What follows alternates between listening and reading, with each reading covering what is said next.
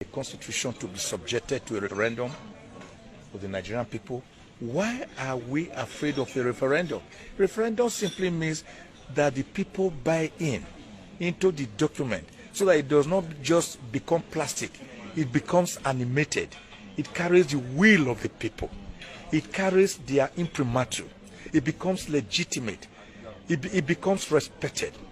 It becomes autochthonous. It enjoys the will, respectability, and legitimacy of the people, as the American people did. In about 1788, in Philadelphia, when they met, the Republic of Nigeria at the age of 24, and he was Nigeria's permanent representative at the United Nations before he was 26. Dr. Jack Yakubu Gowon became head of state of Nigeria at the age of 32. And guess what? He was a bachelor. People like King Alfred Dietespi, they became governors. Many of them, Dr. Sam Ogbemudia, at the age of between 28 and 30. Today, you have Nigerians who are between 30 and 35 still struggling to pass through the university to get their first degree, because a course that ought to have been for 4 years is elongated through strikes and other catastrophes to become a course of 7 years, 8 years, and 9 years. Now, the children that ought to be protected are rendered most vulnerable.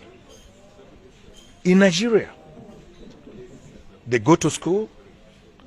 In their schools, they are captured by Boko Haram, by kidnappers, by armed bandits, and their parents are made to pay ransom. In fact, in the one that happened in Kaduna, that one took on an higher altitude when the kidnappers now demanded from the parents of the kidnapped children to buy and bring for them bags of rice, beans, gari, palm oil, vegetable oil, sugar, salt, Maggi cubes. They even dictated how many of these should be brought, or else they will kill their children. That was to keep the children alive for the purpose of ransom being paid for them. So we have a situation where we are all vulnerable, not just our children. In schools, we are vulnerable. In our markets, we are vulnerable. In our offices, we are vulnerable. On the streets, we are vulnerable. In our farms, we are vulnerable. In the air, we are vulnerable. On the waters, we are vulnerable. Everywhere, there is problem. Nigeria has never had it so bad.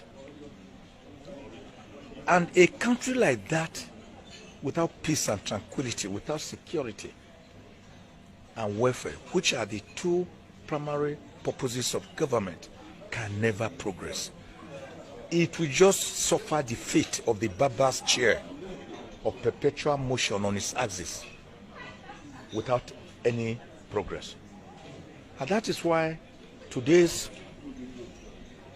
symposium, today's workshop on Nigerian children and insecurity is very apt, very apposite, and very timeless, because it presents us an opportunity to x-ray the clear and present danger of the multifarious problems that currently beset the Nigerian child, who, when he is not able to go to school, is also made a child laborer, selling gala and pure water on our streets, or married out as a girl wife to rich people between the ages of 12 and 16.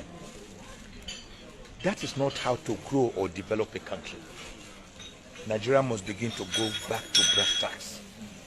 We need a new constitution for the people, a constitution to be subjected to a referendum for the Nigerian people. Why are we afraid of a referendum? Referendum simply means that the people buy into the document so that it does not just become plastic, it becomes animated. It carries the will of the people. It carries their imprimatur. It becomes legitimate. It becomes respected. It becomes autochthonous. It enjoys the will, respectability, and legitimacy of the people, as the American people did.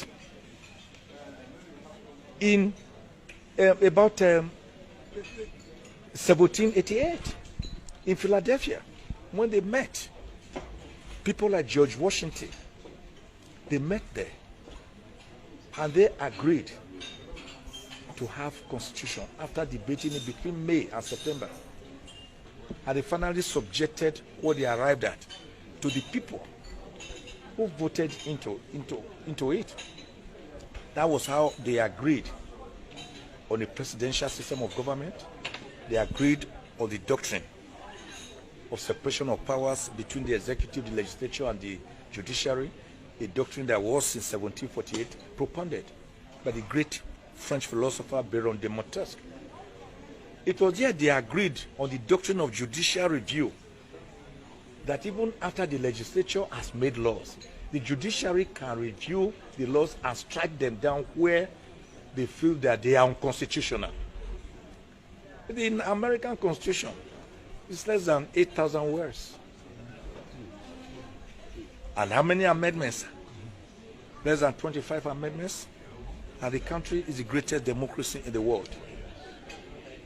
The present Nigerian Constitution is illegitimate. It can never take us to El Dorado. Why are we afraid of a new constitution? It was done in South Africa. It was done in Sudan. It was done in Eritrea.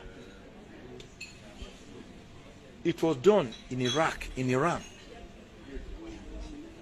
It was done in Malaysia, when Malaysia and Singapore separated.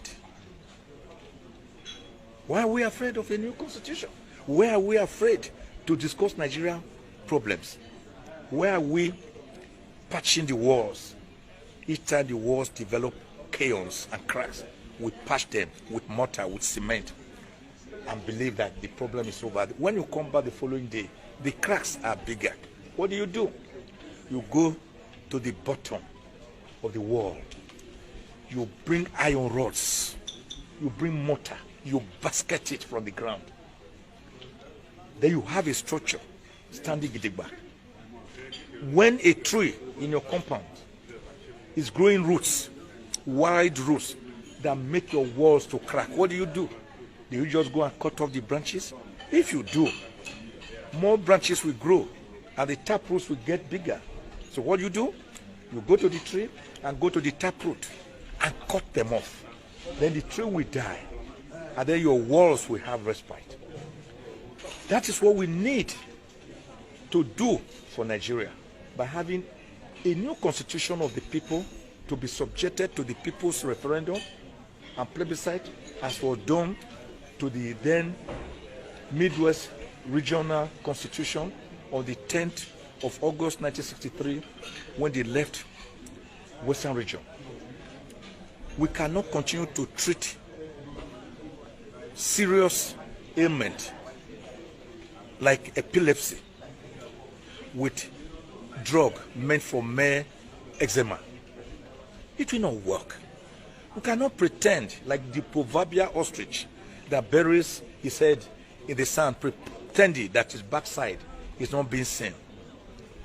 We cannot pretend to be like the chichidodo bird that Professor Ayikwe Ama envisaged in his novel, The Beautiful Ones Are Not Yet Born. A bird that hates human excrement with all its soul, but feeds on maggots that wriggle out of decaying human excrement. We cannot continue to pretend that we hate beans, but that our best food is akara and moi moi. We cannot pretend that Hamlet is different from the Prince of Denmark. We cannot pretend to argue that 6 is different from half a dozen.